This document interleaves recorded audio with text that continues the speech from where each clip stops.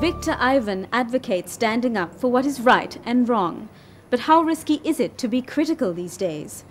I spoke with lawyer and journalist Dilrukshi Handunnetti about the Thisanayagam case in the context of Sri Lanka's current media environment.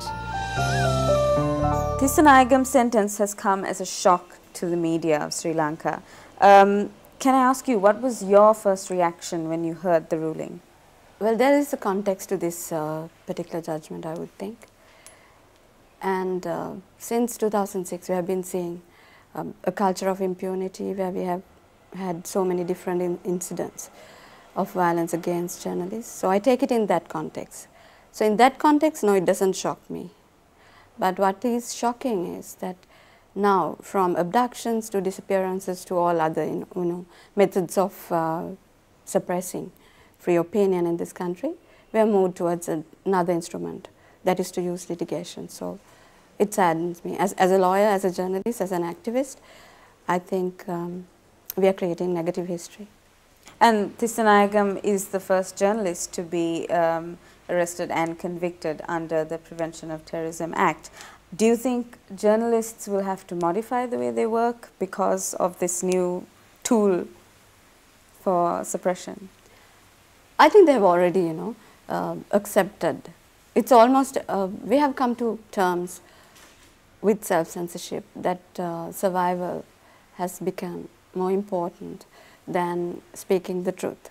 This I documented in the Asia Media Forum report also. I said truth will be the second casualty. First, of course, would be the innocent people in this country, whether they are IDPs, journalists, activists, whoever they may be. So in that sense, yes, I think this is going to create a precedent, and perhaps other pieces of litigation could also be used against journalists hereafter.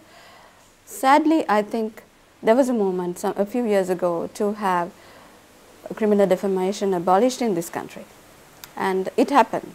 But this kind of act would make that exercise, which was a very positive one at that time, obsolete, redundant.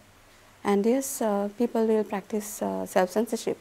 But I, for one, would never advocate that, because that is not where your truth lies. So what then is the solution? What can journalists do to be able to view their opinions and views independently without fear of harm to themselves? I probably wouldn't have a direct answer to your question, but let's say if you are a print journalist, maybe you have to look at new media options. Maybe there are different ways in which you can have your truth told. And that also, it's a challenge for all journalists. So we have to look at other options as well.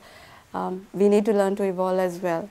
But under no circumstances could I say that the answer lies with self-censorship or finding, moderating, telling your truth in moderation, because truth is truth.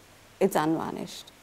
So in terms of the future of media in Sri Lanka, to a new generation of journalists or those who are even thinking about getting into journalism, do you think that this environment that exists now in the country of risk and danger surrounding the job, do you think that will put them off? I certainly believe so. If you look at the statistics, look at this country, 11 journalists have been killed since 2006 January and 27 abducted, and scores of journalists have fled this country. It's obvious that we live through this experience. It requires great courage for people to practice their vocation right now. And for someone who's young, an outsider, who's looking at the media culture that is there, I think it must be pretty shocking. And if we were parents, we wouldn't advocate this. We wouldn't want our children to get into this. Who wants them to be abducted for telling the truth?